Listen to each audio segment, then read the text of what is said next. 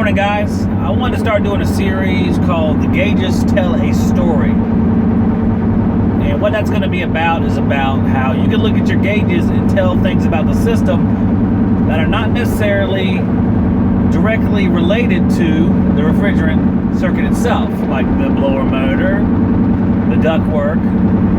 And you might get what I'm saying here. We're talking about airflow and things like that.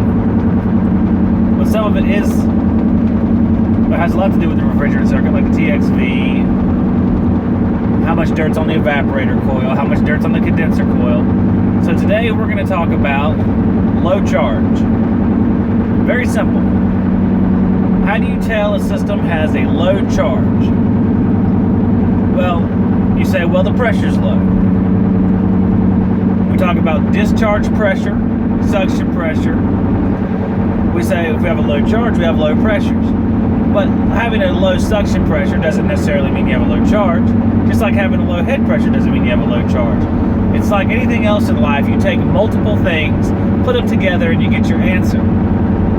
So when you have a low charge, typically you do have a lower than normal head pressure, a lower than normal suction pressure, a low or non-existent subcooling, and a very high superheat.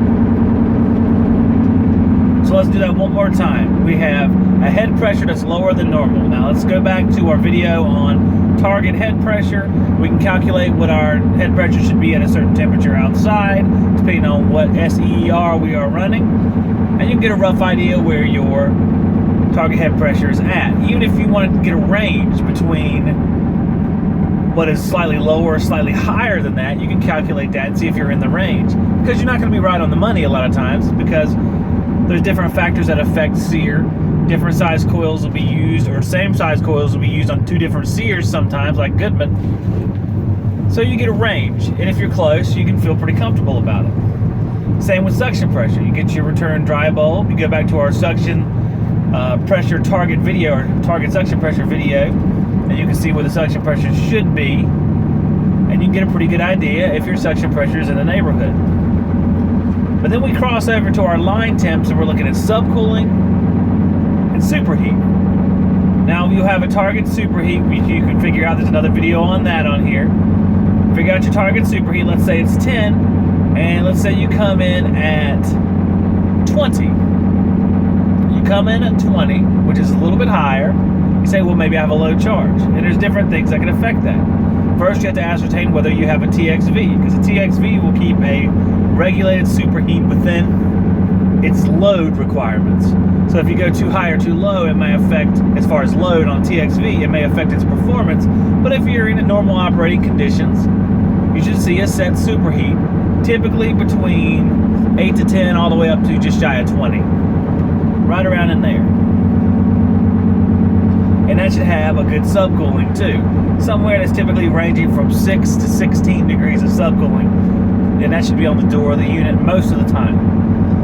If it's not on the door of the unit, I typically go with 10, because that's right there in the middle. Let's say you have a 20 degree superheat, but your suction pressure is higher than the target. Well, that wouldn't be low charge then. You might have excess airflow. You have to check and see if you have a TXV. There are other things besides low charge that cause high superheat. Now, if you have a restriction, you'll have low suction pressure and high superheat as well. But then on the flip side, you won't have low subcooling like you would with low charge. You'll have high subcooling and high head pressure. Because basically you're stacking refrigerant on one side of the circuit before you get to the metering device, and it's restricting the flow to the other side of the metering device, TXV, actuator, orifice, whatever you want to put there, EEV. So that's some of the ways you can tell you have a low charge and differentiate between low charge and other conditions. So let's try low charge versus low airflow. Now, low airflow, you're going to come in with a low suction pressure, just like low charge. You might have a normal head pressure. And then you might have very low superheat. That's with low airflow. because low airflow is causing the coil pressure to drop.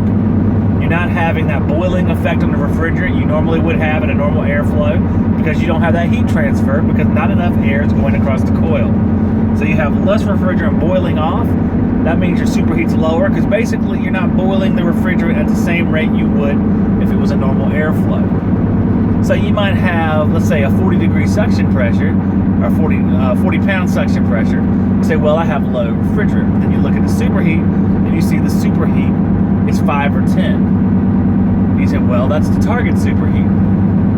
So what's wrong? If you have a target superheat you met and the suction pressure is way too low, that means you have low airflow.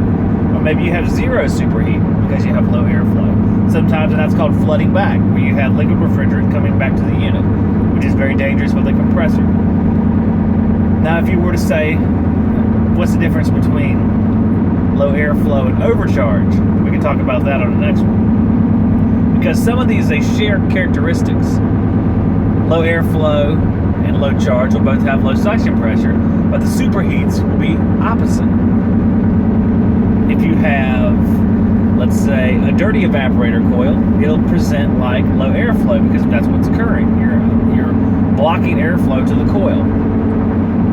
If you have a dirty condenser, you may have an artificially high suction pressure with an orifice, because basically your head pressure outside is elevated. You have the same amount of refrigerant in the system, but the pressures might be elevated because of the lack of airflow outside. And that can cause issues with the compressor as well. You'll have a high discharge temperature. You might trip a head pressure switch. You might trip a temperature switch for the compressor, because it's going to elevate that condensing temperature way higher than it normally would be.